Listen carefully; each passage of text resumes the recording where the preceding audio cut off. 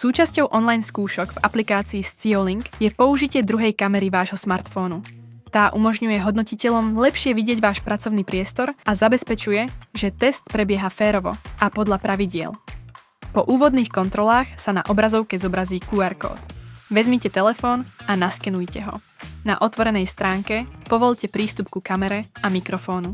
Niekedy je potrebné udeliť tieto oprávnenia aj v nastaveniach telefónu alebo prehliadača. Náhľad z mobilnej kamery uvidíte na monitore. Pred pokračovaním pripojte telefón k nabíjačke alebo powerbanke, aby mal počas celej skúšky dostatok energie. Telefón položte na ležato a oprite ho o pevný predmet, napríklad stojan, hrnček, kvetináč alebo iný stabilný predmet.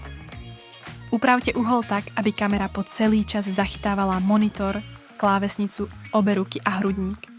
Odporúčame umiestniť telefón do mierne vyvýšenej polohy, napríklad na policu vedľa stola alebo na škatuľu od topánok.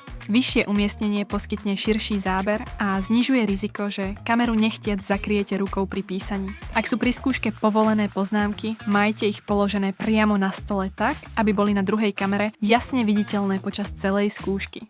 Počas skúšky budete vidieť náhľad z oboch kamier. Ak sa mobilná kamera odpojí, zobrazí sa QR kód na opätovné pripojenie. V prípade výpadku internetu sa kamera po obnovení pripojenia automaticky znovu pripojí. Ak potrebujete kontaktovať zákaznícku podporu, môžete napísať e-mail alebo zavolať. Ak zavoláte z telefónu, ktorý slúži ako druhá kamera, po hovore ho jednoducho znovu pripojte cez QR kód. Ak použijete iný telefón, po dokončení hovoru ho odložte mimo pracovnej plochy.